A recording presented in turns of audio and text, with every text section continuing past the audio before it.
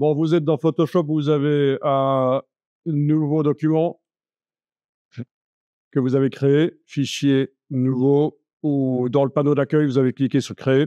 Peu importe, parce que de toute façon, on va le supprimer à un certain moment, on va ouvrir une image qu'on va aller chercher sur le web. Il est possible que vous ayez des palettes sur le côté, un peu comme ceci. Voilà. D'accord? Alors, les palettes sur le côté, moi, je vais les faire disparaître régulièrement. Je vais les faire disparaître régulièrement avec la touche Shift et tabulation. Donc Shift enfoncé, majuscule enfoncé, tabulation enfoncée sur le clavier. Essayez pour voir si ça enlève bien les palettes qui sont à droite. Shift, tabulation. Et j'irai rechercher régulièrement dans le menu fenêtre les palettes qui nous intéressent. Donc pour les débutants, ce sera plus facile comme ça. Plutôt que d'essayer de se battre avec des palettes qui sont rétractées, toutes petites sur la droite, on va les enlever carrément. Shift, tabulation, et on ira les chercher une à une, les palettes. Alors, la palette des outils qui est actuellement en une colonne, je vous conseille de la mettre en 2 colonnes. Voilà. Alors, vous allez sur un navigateur web. Moi, ma barre des applications Mac, elle est sur la gauche. La vôtre, elle est en bas. Vous avez certainement un navigateur web. Et on va faire une recherche. Et la recherche, je vais la faire dans Bing. Donc, ce serait pas mal d'aller sur bing.com. Par rapport à Google, c'est plus facile de faire apparaître des images haute définition dans Bing. Google, ils ont eu un petit problème avec une banque d'images qui s'appelle Getty. Ils ont dû retirer le bouton qui permet d'afficher les images en haute résolution. On peut le faire revenir par un hack, mais on ne va pas chipoter avec ça. Donc, je vais directement dans Bing qui, lui, a ce qu'il faut pour faire apparaître les images en haute définition. OK, donc je reviens dans Photoshop. Vous voyez comment on fait pour passer d'un logiciel à l'autre avec le Mac? Commande tabulation. Commande tabulation permet de passer d'un logiciel à l'autre. Là, je passe du navigateur à Photoshop rapidement. Alors, ce qui est particulier, c'est que quand on est dans Photoshop, là, on voit toujours le navigateur derrière. C'est perturbant pour ceux qui ne sont pas habitués au Mac.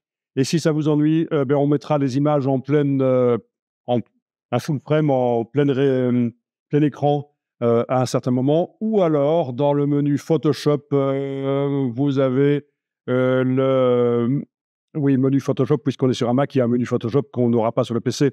Donc, dans le menu Photoshop, vous avez quelque chose qui s'appelle masquer les autres. Et là, ça vous enlève les logiciels qui sont visibles derrière, à travers les trous, on va dire, sur le côté de l'image là. Bien, et donc toi, tu dis que tu ne vois pas la palette des outils, alors il va falloir la faire réapparaître par le menu fenêtre, outils, tout simplement. Menu fenêtre, outils dans Photoshop, et elle devrait réapparaître. Là, je repasse dans le navigateur. Alors, ce qui nous intéresse, c'est d'aller chercher l'image d'un sujet, donc pas un décor ici, mais un sujet. Vous allez chercher, par exemple, moi, je vais voir si j'ai des capybaras. Vous choisissez ce que vous voulez parce que ça peut être intéressant. Je ne vous impose pas une image en particulier. Comme ça, vous allez chercher une image d'un sujet. Comme ça va créer des problèmes que moi, je n'aurais peut-être pas avec mon image de capybara, mais vous, vous allez avoir des problèmes avec votre image et c'est intéressant pour tout le monde de voir comment résoudre les problèmes. Donc, pour obtenir des images qu'on veut, bien sûr, on peut demander dans Photoshop de créer directement une image. Sinon, il y en a sur le web certaines que vous avez le droit d'utiliser. Oui, voyons peut-être un peu dans Photoshop comment on crée une image au départ de rien. Et à mon avis, pour un capybara, il va complètement se planter. Donc, de retour dans Photoshop, avant d'aller plus loin dans le navigateur, de retour dans Photoshop, on va lui demander par intelligence artificielle de générer dans cette image ici une, euh, une image au départ de rien, du ex nihilo. On appelle ça ex nihilo, au départ de rien. Alors voilà, on va faire menu sélection, tout sélectionner. Bien. Dans le menu de fenêtre, tout en bas, vous devriez avoir ceci qui est coché. Si ce n'est pas le cas, vous le cochez, la barre des tâches contextuelles. La voilà. Et on peut la bouger par son côté gauche. Voilà. Donc, on va cliquer sur remplissage génératif. Bon, ceci dit, il y a d'autres moyens d'y arriver. Mais oui, on a aussi le menu édition, remplissage génératif, ça aurait pu fonctionner aussi. Vous cliquez sur remplissage génératif et là, il va vous demander dans la barre qu'est-ce que vous voulez générer.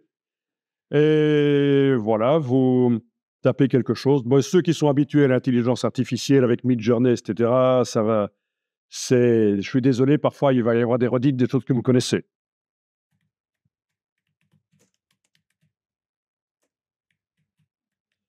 Vous pouvez taper en français. Voilà. On va lui demander de générer trois. Il va faire 3 propositions. Est-ce que ça fonctionne? Vous voyez la boîte génération en cours? Voilà. Bon, ben, je croyais que ça allait être pire. C'est pas génial, mais je croyais que ça allait être pire. Donc là, il m'a généré, je vais demander donc des capybaras dans un marais, dans un marécage, oui. Et est-ce que vous voyez le panneau propriété qui est là? Propriété. Vous avez les 3 propositions possibles. Il faut cliquer, il faut regarder. Et si il n'y a aucune des 3 qui vous convient, ils ressemblent plus à des cobayes qu'à des capybaras. Le premier, ça va, mais les autres, il s'est planté, hein. C'est quand même très spécifique. Mais à ce moment-là, dans le panneau propriété, on clique à nouveau sur générer. On va lui demander de refaire.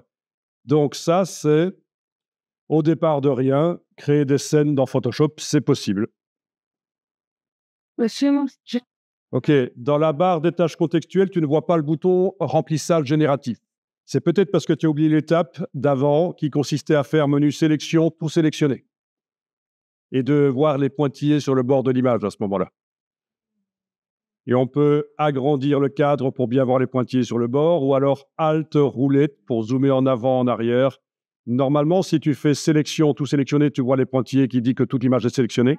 Tu as le bouton remplissage génératif. Tu cliques dessus et tu tapes dans le cartouche qui apparaît, tu tapes ce que tu veux. En français, tu peux demander ce que tu veux.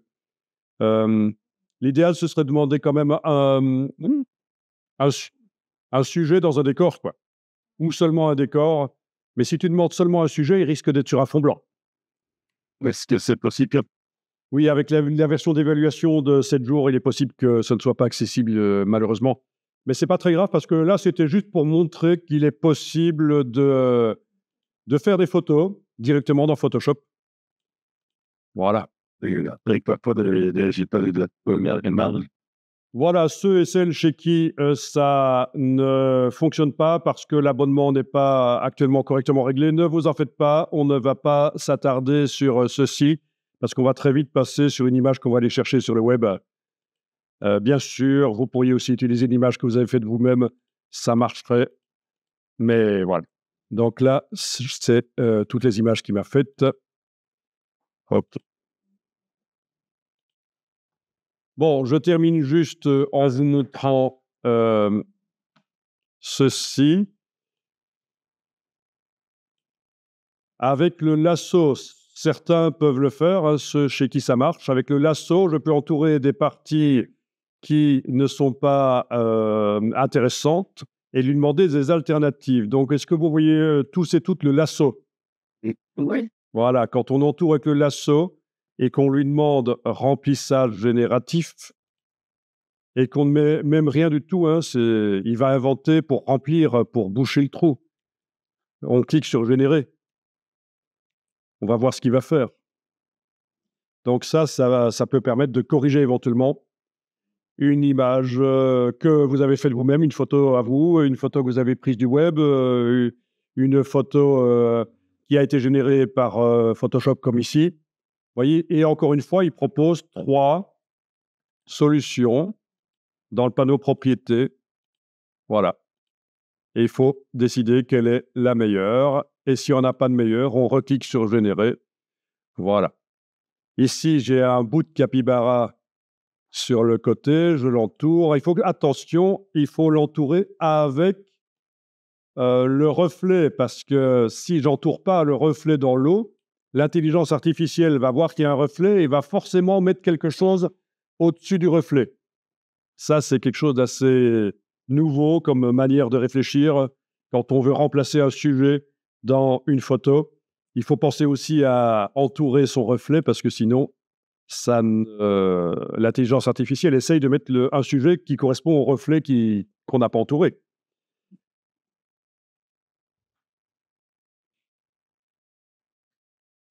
Voilà, à nouveau, 3 possibilités. Donc, par rapport au Photoshop d'il y a quelques années avant l'intelligence artificielle, c'est devenu plus facile maintenant.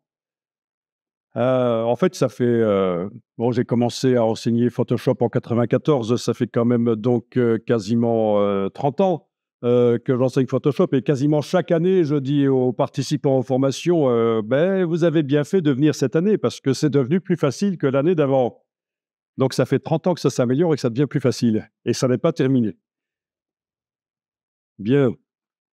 Alors, ce qu'on va faire, c'est qu'on va, à un certain moment, enregistrer l'image sur le disque dur. Alors, je vous montre ici, touche F permet de passer plein écran. Ah, il m'étend mon... OK, donc j'ai un problème d'affichage. Je ne vais pas passer plein écran chez moi, du coup. Je ne vais pas passer plein écran parce que j'ai pour l'instant un problème d'affichage normalement. Ah, d'accord, il fait ça, donc c'est pas logique.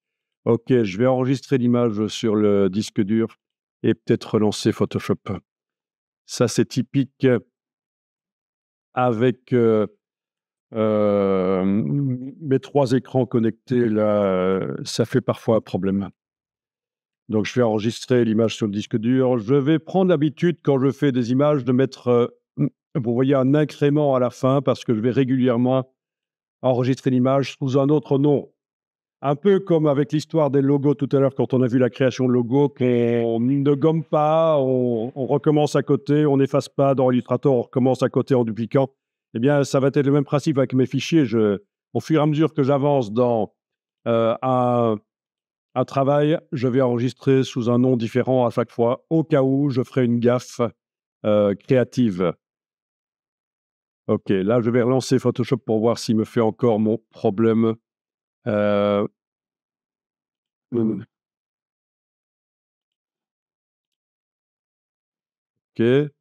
Non, là, ça va. Il n'y a pas de problème. Donc, je peux enfoncer la touche F, il passe plein écran, il n'est pas étiré. Vous n'aurez jamais, vous, je pense, ce problème d'étirage. OK. Et dernière chose que je voulais montrer concernant l'IA ici, c'est le développement génératif. Le développement génératif avec Alt et la roulette de la souris. Donc, la touche Option chez vous, ça s'appelle peut-être Option sur votre clavier.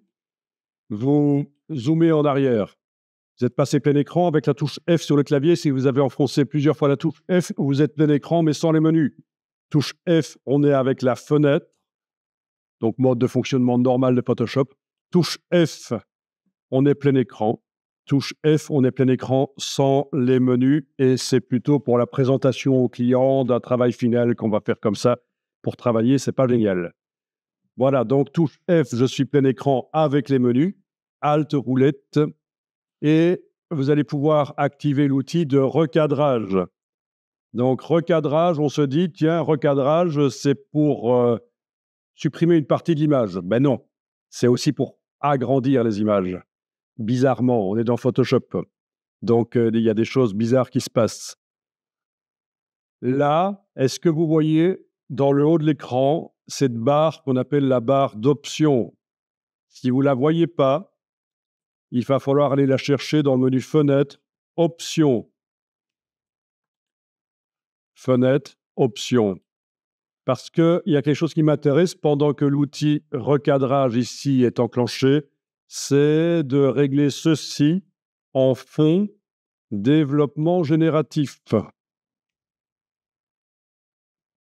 Alors ici, je positionne le pointeur sur le coin, j'enfonce, je garde enfoncé, je tire, j'enfonce la touche Alt, la touche Option, comme ça s'agrandit dans tous les sens. Et si je veux que les proportions soient gardées, la touche Shift en même temps, voilà. Et vous voyez, vous pouvez agrandir comme vous voulez. Je vais ici agrandir à peu près comme ça. Donc l'idée, c'est que je trouve que l'image du capybara, finalement, est bien. J'ai supprimé des choses qu'il ne fallait pas avec le lasso et le remplissage génératif. Et maintenant, je veux qu'il y ait plus d'espace autour du capybara. Donc, je prends l'outil de recadrage et j'agrandis. Je lâche le bouton de la souris, puis les touches au clavier. Et je vais cliquer sur le petit V ici pour valider. Voilà.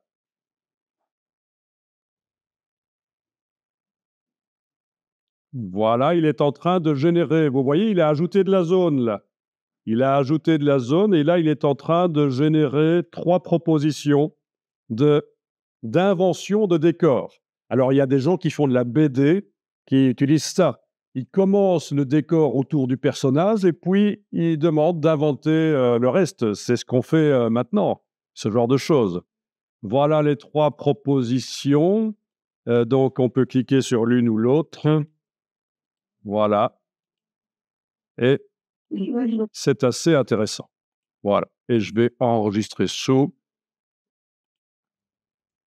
Pour les besoins de la formation, vous allez voir, je vais très souvent enregistrer en changeant le nom. Je ne le ferai pas autant dans la vraie vie en production. C'est parce que tous les documents que je fais, je vais vous les fournir après au cas où pour avoir la progression de ce qu'on a fait. Bon, alors il y a un problème avec votre Photoshop, en fait, c'est pas la première fois que je le vois. Je vais faire ici fichier, ouvrir les fichiers récents, je vais aller rechercher ma version d'avant. Donc, si ça marche pas, le développement génératif, voilà comment il va falloir faire. Au moment où vous êtes avec l'outil de recadrage, donc c'est toujours touche Alt et Shift dans mon cas. Mais attention, ici, il va falloir demander fond transparent. Fond transparent. Je valide. Et ça m'a fait de la transparence autour. OK. Ensuite, vous allez prendre l'outil de sélection rectangulaire et tracer un rectangle sur la photo, mais en gardant du décor un peu visible en dehors de la sélection, je veux dire. Voilà. C'est l'outil ici. Si vous avez foiré, vous cliquez à côté et vous recommencez. Normalement, on ne devrait pas faire ça, mais il y a un problème avec la licence, je ne sais pas pourquoi. Le développement génératif avec l'outil recadrage ne marche pas. Mais il y a des solutions, peut-être ceci, ça va marcher. Et puis, quand vous avez fait ça, vous allez demander d'intervertir la sélection. Sélection, intervertir. Et là, vous voyez, la zone qui est sélectionnée se situe entre le bord de l'image et le rectangle que vous aviez fait. La seule partie qui n'est pas sélectionnée, c'est le centre. Et là, on peut éventuellement tenter de cliquer sur remplissage génératif dans la barre et générer. Et on va voir ce que ça dit. Et là, normalement, chez vous, ça devrait marcher alors. Ce qui ne marchait pas avant le développement génératif.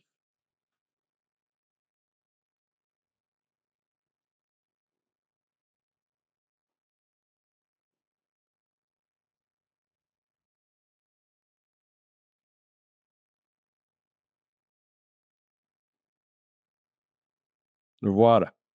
Donc, on a contourné le problème normalement.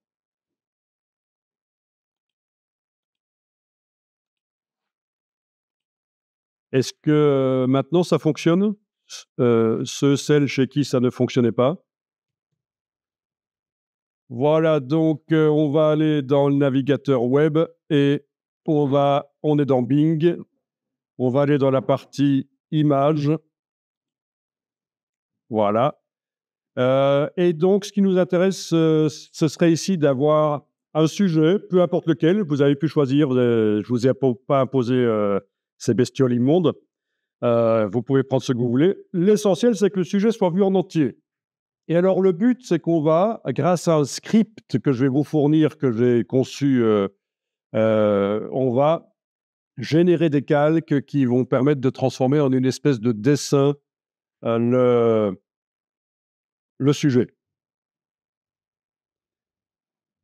Et il y a même une étape suivante qui est de passer ce dessin qu'on fait dans Photoshop, le passer dans Illustrator pour le vectoriser et aller encore plus loin dans la création d'une espèce de logo complexe, en fait, de visuel complexe. Alors ici, il faudrait enclencher les filtres dans Bing. Donc j'enclenche filtre et parmi les filtres, vous avez ici licence et vous avez différents types de licences. Domaine public, normalement, les images du domaine public sont des images qu'on a le droit d'utiliser même à des fins commerciales. On a le droit d'utiliser pour faire de la communication qui nous rapporte de l'argent. C'est le domaine public, il n'y a pas de restriction. Il faut quand même aller vérifier normalement sur chaque site qui contient l'image que vous voulez utiliser. Là, il faut normalement aller vérifier vraiment la licence, que c'est vraiment du domaine public. Parce qu'il y a les petits malins qui mettent des images sur le web en indiquant dans les métadonnées « Note in public domain ». Et forcément, ça va apparaître dans les résultats ici. Et si vous utilisez cette image, il va peut-être vous demander des droits d'auteur, du coup. Donc, il ne faut pas faire confiance au navigateur ici, au moteur de recherche. Je veux dire, il ne faut pas faire confiance au moteur de recherche pour, quand il vous montre les images là, et se dire c'est forcément du domaine public. OK, il n'est pas interdit de préciser un peu mieux ce qu'on veut. Voilà, je vais indiquer que j'en veux un qui marche. Bon, j'ai l'habitude de taper en anglais dans les moteurs de recherche parce qu'en général, on a plus de possibilités. Voilà, et c'est assez limité dans mon cas. Donc, je vais passer à un type de licence qui est moins, euh, qui est plus courant en fait, c'est les Creative Commons. Vous voyez bien, licence Creative Commons. Donc là, il y aura sans doute un peu plus de possibilités. Ouais, bon, il y en a un qui est assis, c'est pas mal quand même. Euh, il y en a qui marchent, oui. OK. Peu importe, c'est pas très grave. Alors ici, voyons un peu.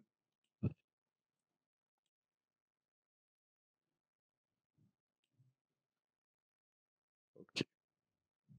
Alors, quelle est la licence Creative Commons ici?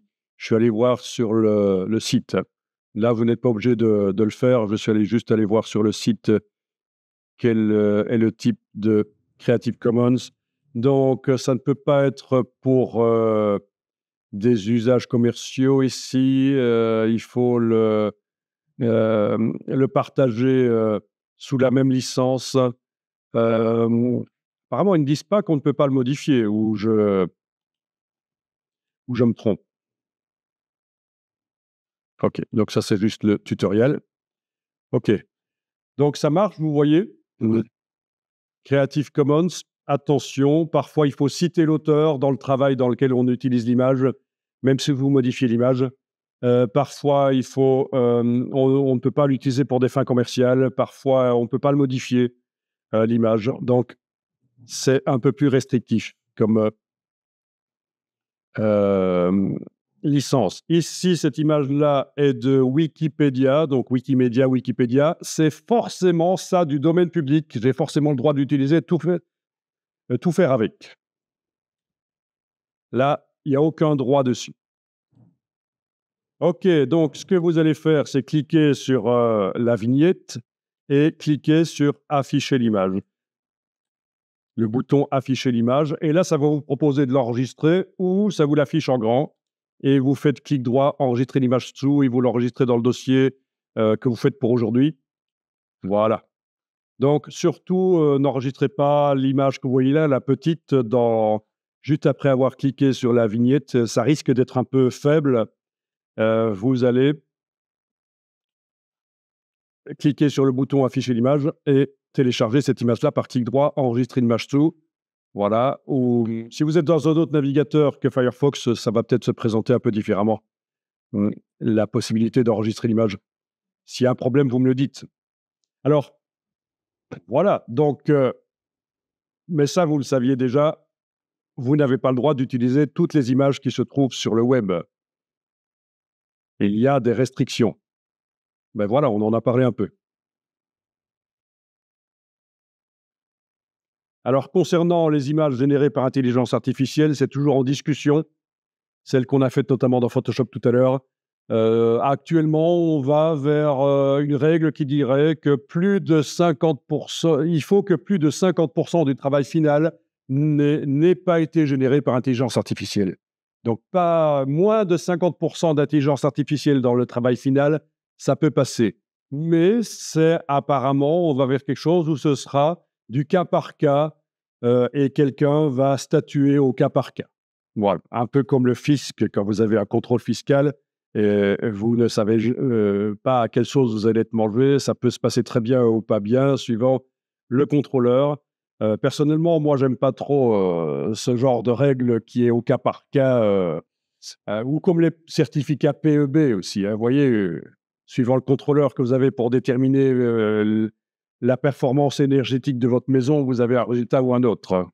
Bon, génial.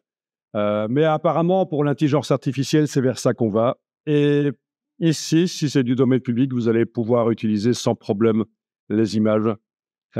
Bien. J'imagine que ça va pour télécharger,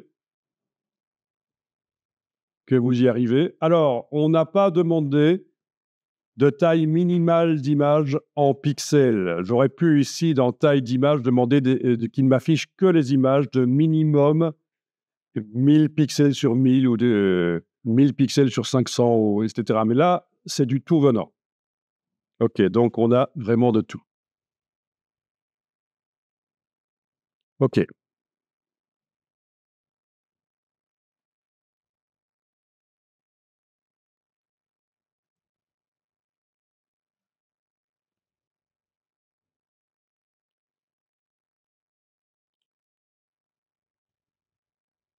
Ça va, tout fonctionne comme vous voulez? Hein? Oui.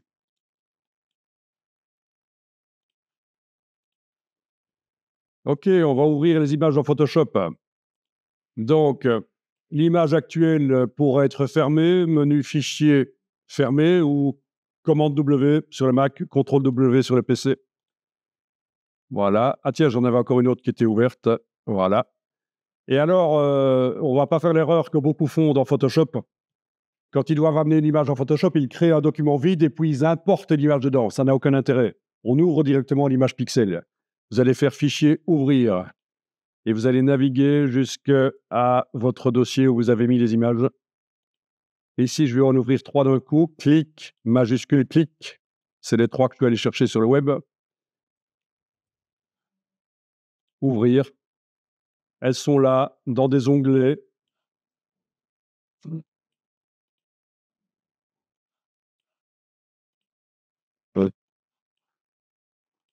OK. On peut aussi passer plein écran, touche S, et passer de l'une à l'autre avec contrôle tabulation sur le Mac. C'est comme pour passer d'un onglet à l'autre dans un navigateur, contrôle tabulation. Et alors, vous avez contrôle shift tabulation qui sert à quoi? Par exemple, voilà, je passe en revue des images. Ça, c'est la plus petite image. Je passe à la suivante, contrôle tabulation. Je me dis, tiens, je vais revoir la précédente. Contrôle shift tabulation, ça va en arrière. D'accord?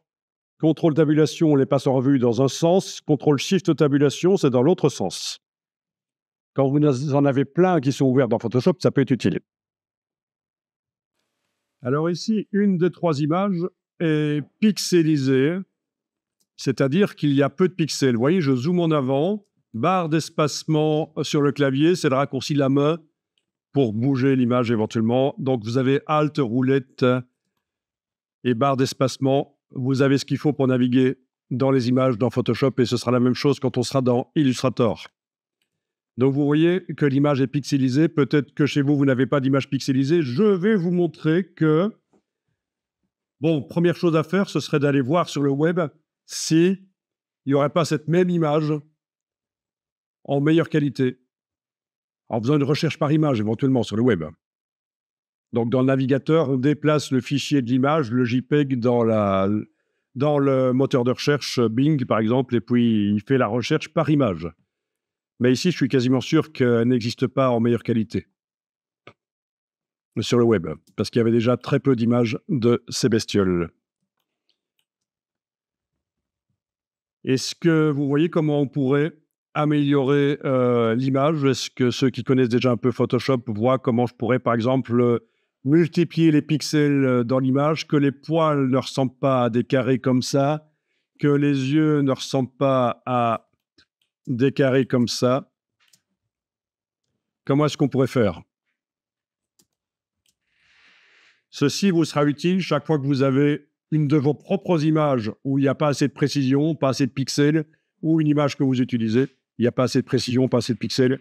Alors, image, taille de l'image, avec les possibilités de modifier les pourcentages, les possibilités d'aller indiquer ici qu'on veut un certain mode de calcul, mais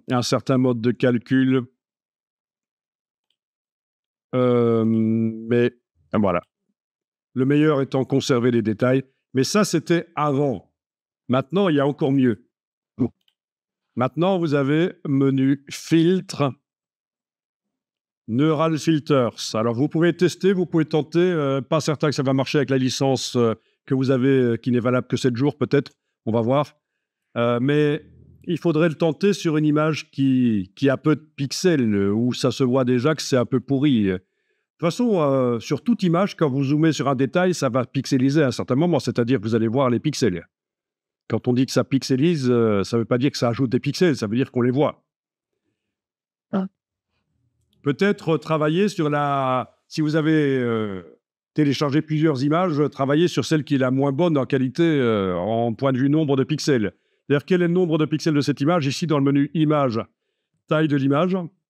Dans Photoshop, dans le menu Image, taille de l'image, je vois que l'image a 500 pixels sur 328. C'est vraiment très peu. 500 pixels sur 328, dans mon cas, c'est très peu. Si je multiplie 500 fois 328, j'obtiens 164 000. C'est une image qui fait 0,16 mégapixels. Alors, vous avez un appareil photo sur votre smartphone, peut-être que l'appareil photo, il fait 8 mégapixels. Vous voyez, c'est le nombre de pixels que l'appareil photo génère, 8 millions de pixels. Ici, on a seulement 164 000, c'est vraiment pourri. Mais si j'ai vraiment besoin de cette image-là, pourquoi pas? Et je vais dans Filtre, Neural Filters. Est-ce que vous voyez le super zoom ici quelque part? Super zoom, peut-être qu'il faut l'installer. Sinon, s'il est déjà installé, vous l'enclenchez. Vous avez ici sorti, il faut choisir nouveau document parce qu'on va faire une version de l'image avec plus de pixels. Il ne faudrait pas que ça fasse un calque qui va déborder, qu'on ne verra pas en entier. Donc, autrement dit, on ne reste pas dans la même image, on fait un nouveau document. Ici, vous choisissez le nombre de fois que vous agrandissez. Là, je mets par exemple 4 fois. Je vais obtenir donc 4 fois plus de pixels en hauteur, 4 fois plus en largeur. Ça va me faire au total 16 fois plus de pixels. Quand vous avez le bouton OK qui est redevenu bleu, ça veut dire que c'est prêt. Et déjà là, derrière, vous voyez ce que ça donne. C'est peut-être un peu trop. Parfois, bizarrement, quand on demande moins, je vais passer à 3 au lieu de 4. Et parfois, la qualité est meilleure en demandant moins de pixels. OK, là, j'ai 9 fois plus de pixels. Je vais cliquer sur OK. Et voilà, j'ai le document qui est là. Et si je vais détacher la fenêtre et comparer les deux, vous avez ici l'œil de la photo d'origine à gauche et l'œil de la nouvelle image ici à droite. Alors, c'est pas terrible, on est d'accord. Dans ce cas-ci, l'image était tellement mauvaise au départ. Mais si vous démarrez d'une très bonne image et que vous multipliez les pixels par le super zoom, vous obtenez une encore meilleure image au niveau de la netteté et des détails. Et en fait, ça vous invente, normalement, ça vous invente des choses.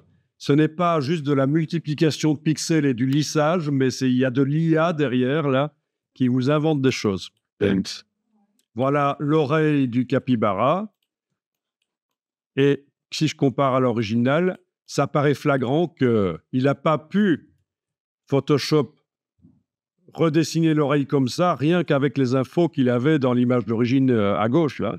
Il a inventé par IA. Voilà. Les poils, même chose pour les poils.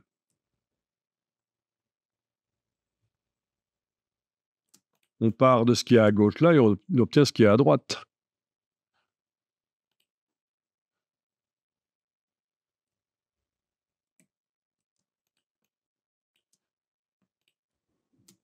D'accord.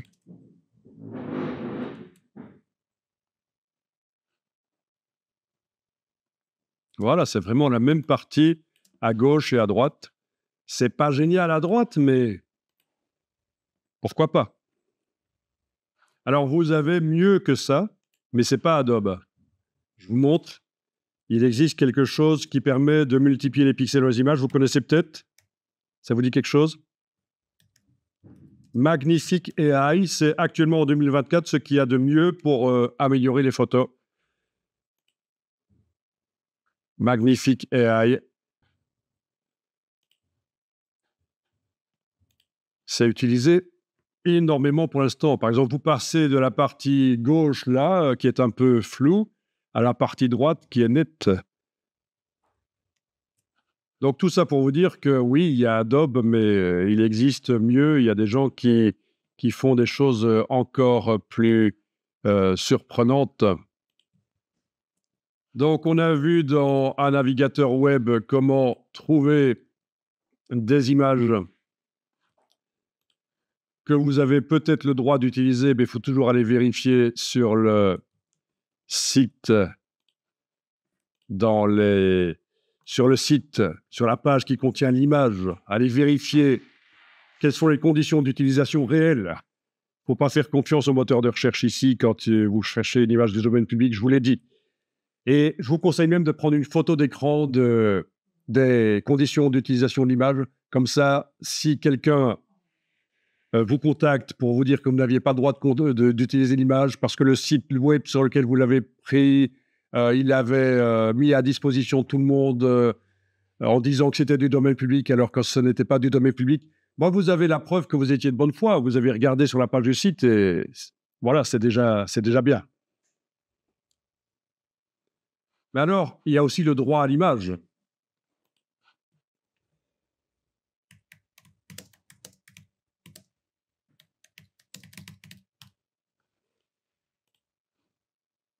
Est-ce que vous avez le droit d'utiliser des images que vous auriez trouvées sur le web ou que vous auriez faites vous-même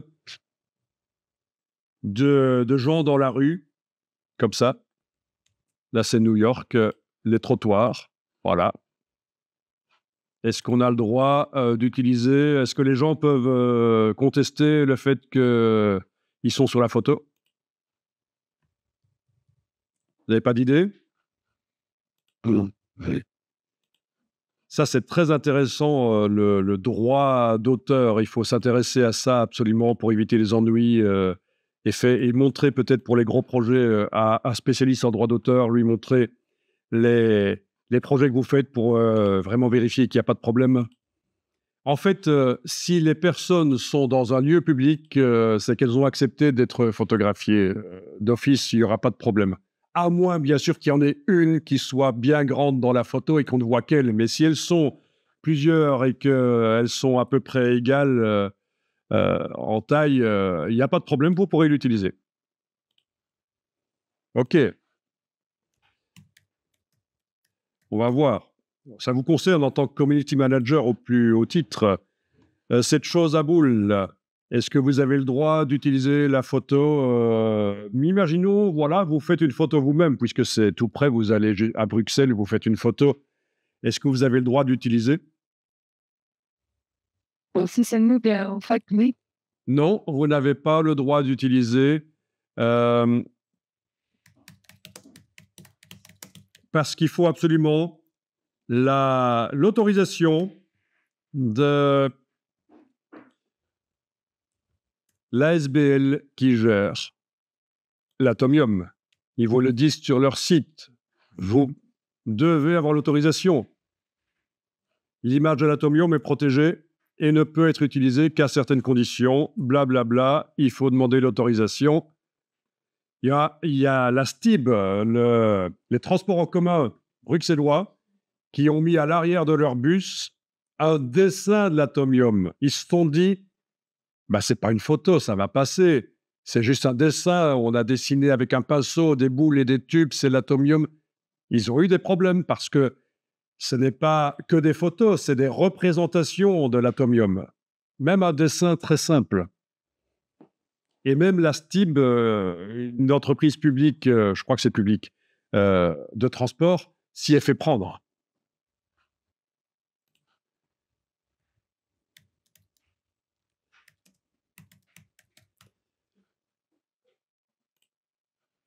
Alors, ici, est-ce que vous avez le droit d'utiliser une photo que vous avez prise vous-même de ça ou une photo du domaine public sur le web ou Creative Commons avec autorisation de l'utiliser?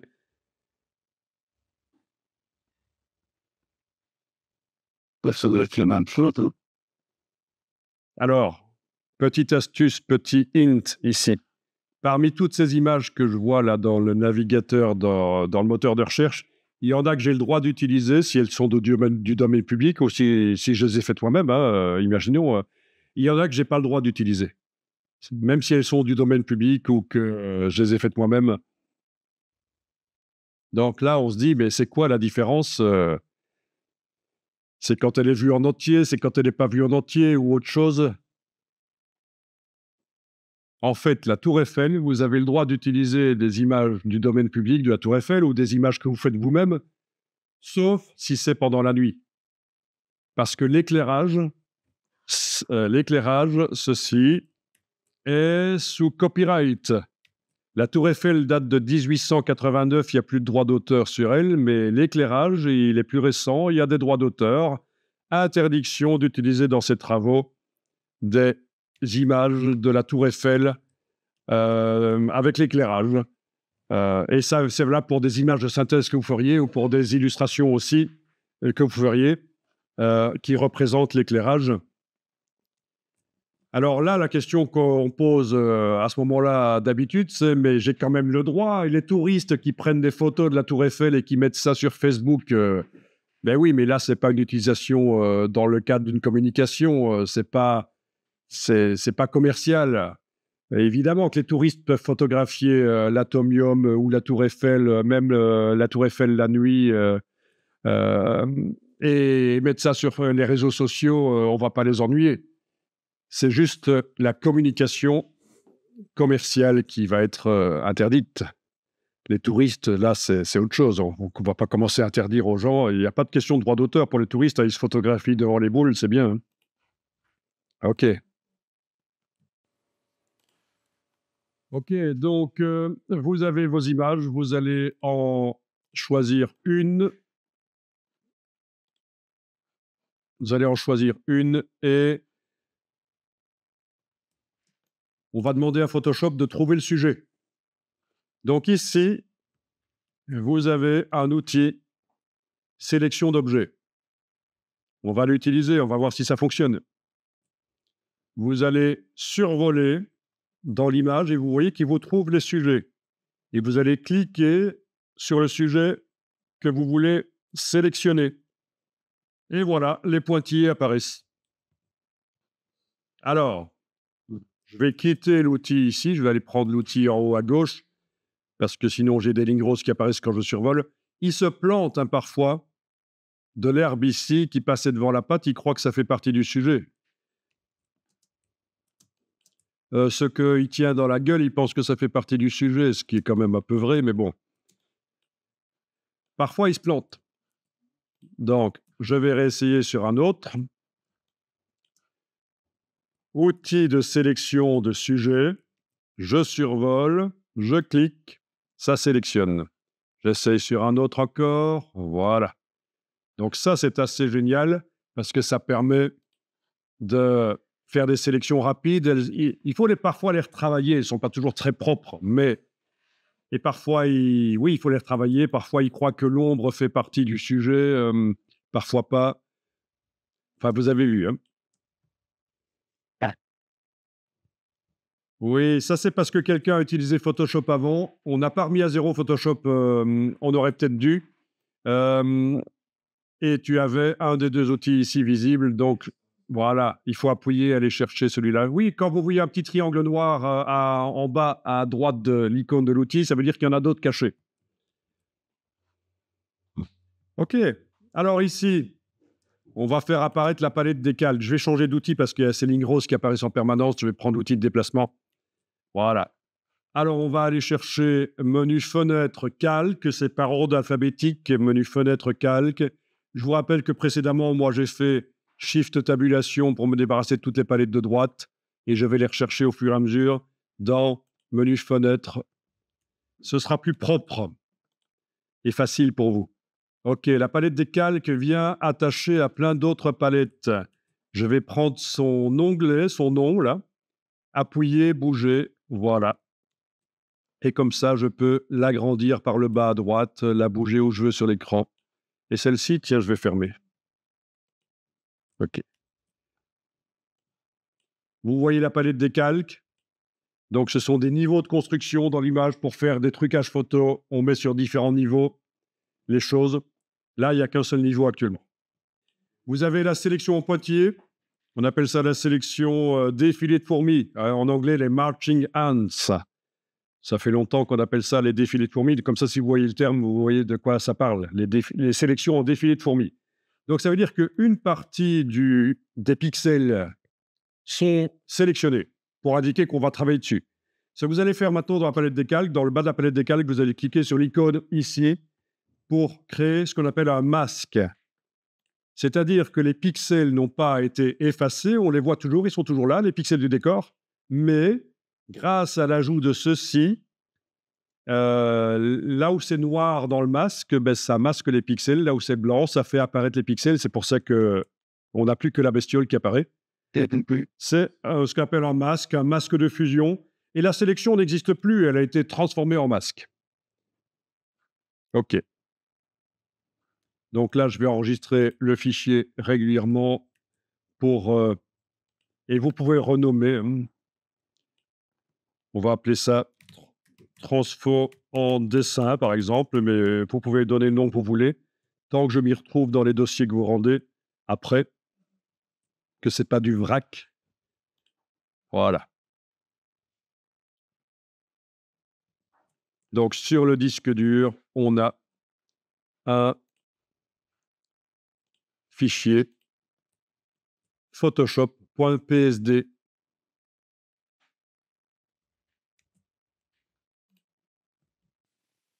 Vous allez télécharger ici quelque chose. Ce qui nous intéresse, c'est le script en lui-même, voilà. .atn, action Photoshop.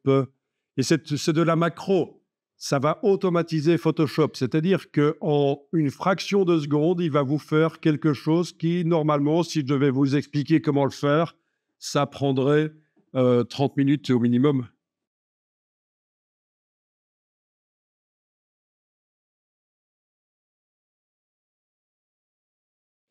Et alors, on va dans Photoshop, oui.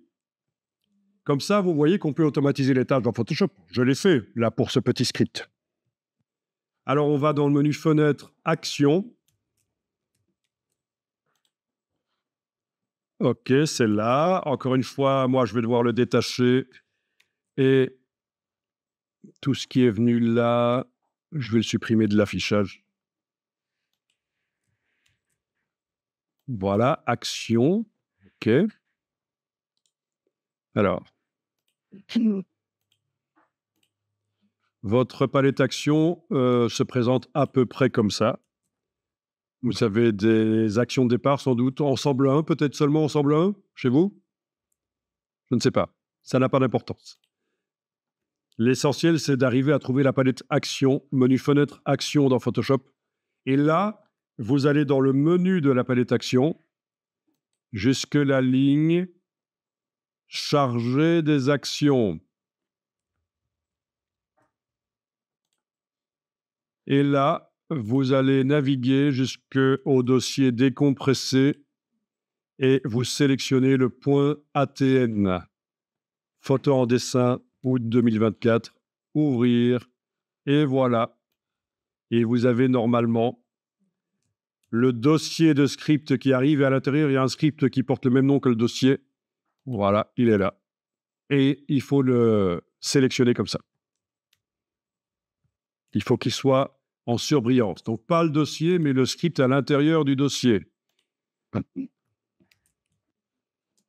Alors, bien sûr, cette image du capybara sans décor pourra être utilisée pour le mettre dans un nouveau décor, pour le mettre sur un fond coloré, un dégradé, un motif, l'utiliser dans la communication. Bien sûr, il pourrait être utilisé comme ça. Mais ce qui va être vu ici, c'est qu'on peut créer des calques qui font une transformation en une espèce de dessin, pourquoi pas, et des scripts qui transforment en dessin, il y en a énormément sur le web pour Photoshop. Et des méthodes aussi, on n'est pas obligé d'utiliser un script, on peut directement aller dans tous les menus, enclencher des choses, ça marche. Donc des scripts Photoshop, des scripts d'action, vous en avez plein qui sont téléchargeables même gratuitement sur le web. Et aussi sur le cloud de Adobe, ils en fournissent plein. Voilà, celui-là, je vous l'ai fait il n'y a pas longtemps. Vous avez votre calque là qui est activé, hein, parce que en effet, si dans la palette des calques, il pourrait, si on clique en dessous, ne pas être activé, mais enfin voilà, il est activé là, tout simplement. Vous avez déployé le dossier de script et vous avez le script sélectionné. Vous avez simplement cliqué sur le bouton de lecture. On va voir ce qui va se passer.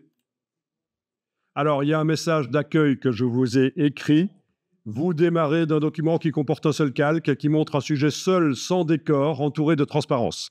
Avec ou sans masque de fusion? Oui, parce qu'il n'y a pas... On peut aussi faire un sujet sans décor, entouré de transparence, sans utiliser un masque de fusion. Mais là, il y a un masque de fusion, donc c'est bon. Vous cliquez sur « Continuer ». Alors, il y a un message. Le script a été appliqué. Cliquez sur « Continuer ». Ensuite, une autre boîte modale va s'ouvrir. N'en tenez pas compte et cliquez sur « Continuer ». Donc, continuer, continuer. Et voilà. Et là, il nous a fait dans la palette des calques plein de calques. Donc, il faudrait que la palette des calques, vous l'agrandissiez pour voir la totalité de ce qui a été fait. À ce moment-là, ce serait peut-être bien d'enregistrer l'image sur le disque dur au format Photoshop. Et on va évidemment modifier, personnaliser tout ce qu'on voit là. Donc, le but ici, c'est de vous montrer qu'il existe sur le web des scripts que vous pouvez télécharger et aussi que vous pouvez les faire vous-même et automatiser quand vous devez faire le même effet sur plein d'images différentes. La palette action, là, je l'ai fermée parce qu'on n'en a plus besoin. Les calques ont été créés. Alors, qu'est-ce qu'on a ici dans la palette des calques? Vous avez un calque qui s'appelle Seuil, et c'est celui-ci. Si vous double-cliquez à gauche, là, ça fait apparaître le panneau Propriétés. Double-cliquez. Là, panneau Propriétés. Et vous avez un curseur qui permet de déterminer qu'est-ce qui, parmi tous les pixels de l'image, quels sont ceux qui deviennent noirs, quels sont ceux qui deviennent blancs. C'est le seuil, quoi. Voilà. Et donc, vous bougez, et en fonction de l'image que vous avez choisie, ça va donner quelque chose de différent. Voilà. Alors, à part ça, vous avez ici un filtre de flou gaussien. Vous double-cliquez sur le mot flou gaussien. Attendez, avant de faire ça, il faut cliquer à gauche du filtre pour l'enclencher. Déjà là, peut-être qu'on voit quelque chose qui bouge. Oui, donc c'est du flou qu'on amène sur l'image d'origine pour enlever du détail et ça donne un résultat différent. Il y a forcément moins de détails quand le filtre flou est enclenché. Ça, c'est la première chose, l'enclencher. Et deuxième chose, le double-clic sur le mot flou gaussien pour faire apparaître une boîte qui va permettre de régler avec un curseur la quantité de détails qu'on veut.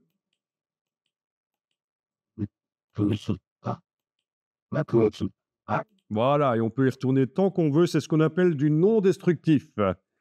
C'est-à-dire que les pixels dans le calque ici ne sont jamais modifiés. C'est leur apparence qui est modifiée, mais ils sont toujours là. C'est pour ça que je peux augmenter le flou gaussien à fond. Ça me fait quelque chose comme ça, ces arbis. Mais en réalité, les pixels qui sont là ne sont pas modifiés. Si, ils ont l'air d'être modifiés, mais ils sont toujours là, non modifiés. Si on double-clique sur le mot flou gaussien et qu'on baisse le curseur, on voit réapparaître le détail. Voilà. Ça, c'est grâce au fait qu'on travaille sur ce qu'on appelle un objet dynamique.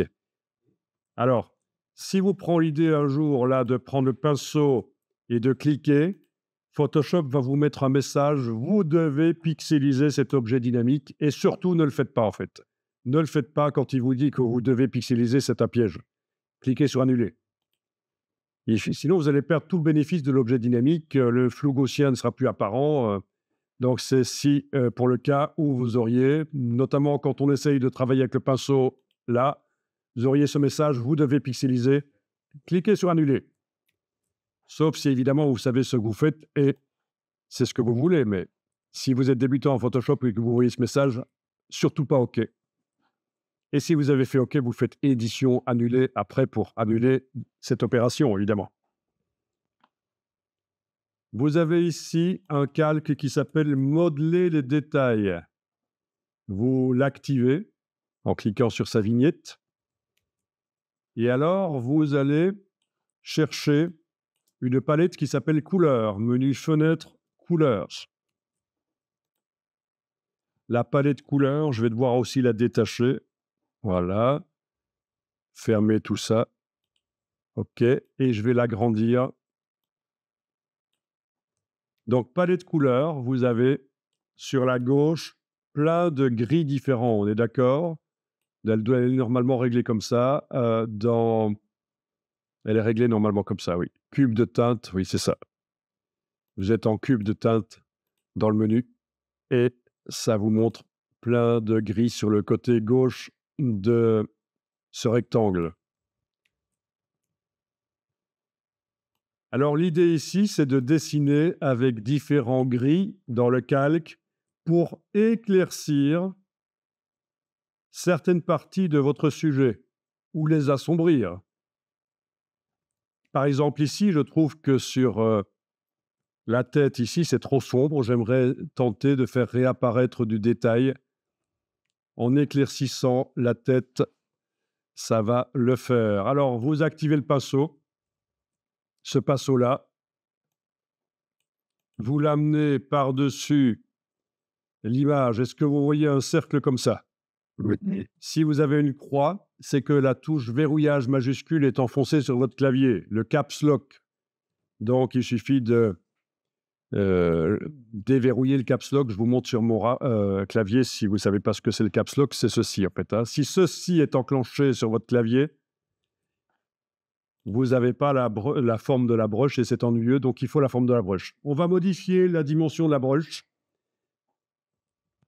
Pour modifier la dimension de la broche, vous enfoncez sur le clavier la touche CTRL et la touche ALT. Donc c'est CTRL-Option.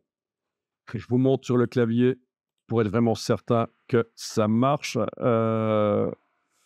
Oui, c'est ça. C'est CTRL-Option. Bon, ça paraît un peu bizarrement sur mon clavier, mais voilà. J'en profite pour dire que si vous travaillez dans les logiciels, vous avez intérêt à avoir un clavier, ce qu'on appelle un clavier étendu. C'est ce que vous avez sous les yeux chez vous, sur votre bureau, là. Un clavier étendu, c'est-à-dire un clavier qui a le pavé numérique, etc. C'est toujours plus pratique. Et donc, CTRL-Option, c'est les deux touches qu'on enfonce actuellement dans Photoshop.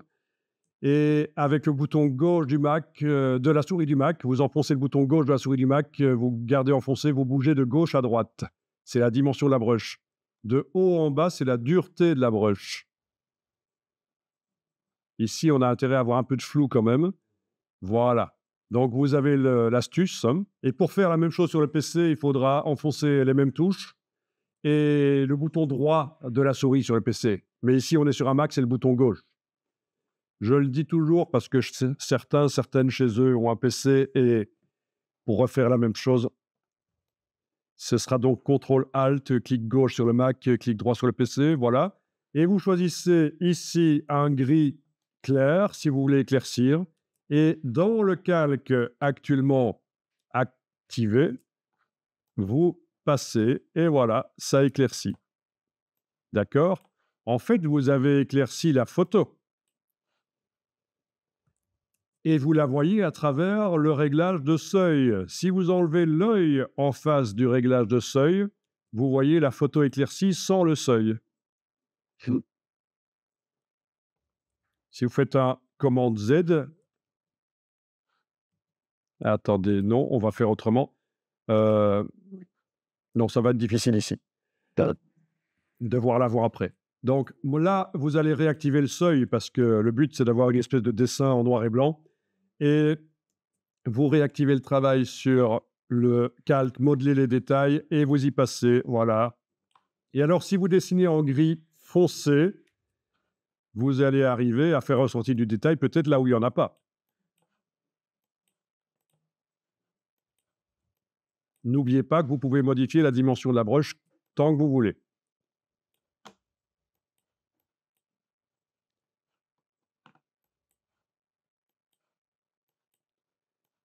Voilà.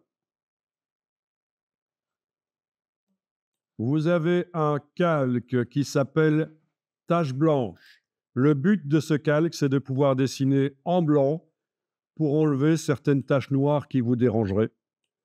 Donc, pour ça, d'abord, avant de montrer ça, je vais montrer qu'on peut revenir double-cliquer sur la gauche du calque seuil pour revenir remodifier le seuil encore.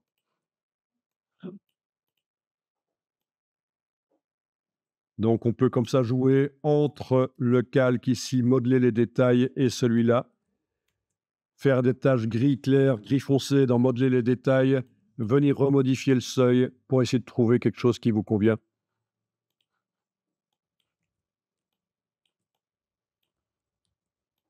N'hésitez pas à utiliser le commande Z, l'édition annulée.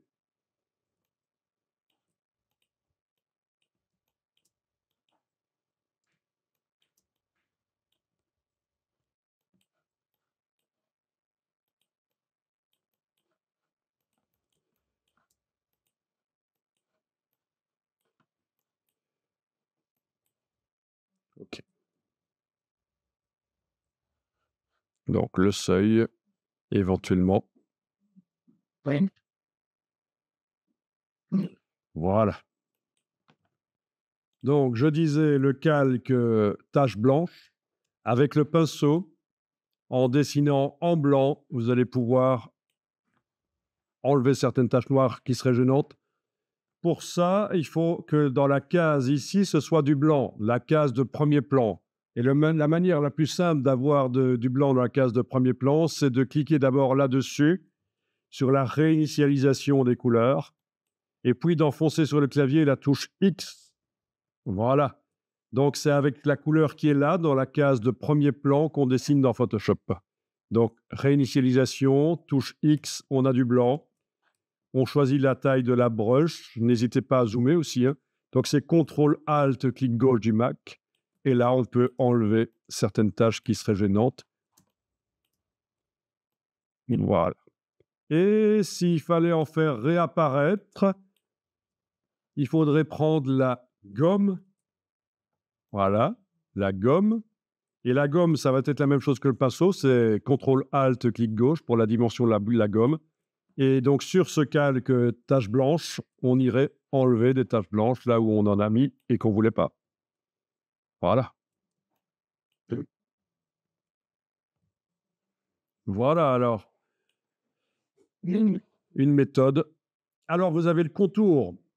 Si vous enlevez l'œil en face du mot contour en haut, le contour s'en va. Le problème, c'est que si vous mettez la bestiole là sur un fond blanc, on ne va pas voir sa silhouette. C'est pour ça que le contour est là. C'est pour le cas où on la met sur un fond blanc. Et le contour, vous pouvez double-cliquer sur le mot contour et vous allez pouvoir choisir dans les options ici, la taille du contour et aussi si vous le mettez à l'extérieur ou l'intérieur de la silhouette. Voilà, par exemple, là, il est à l'extérieur. Là, il est à l'intérieur. On choisit la dimension en fonction de chaque sujet. Voilà. Et voilà, en gros, c'est l'idée ici.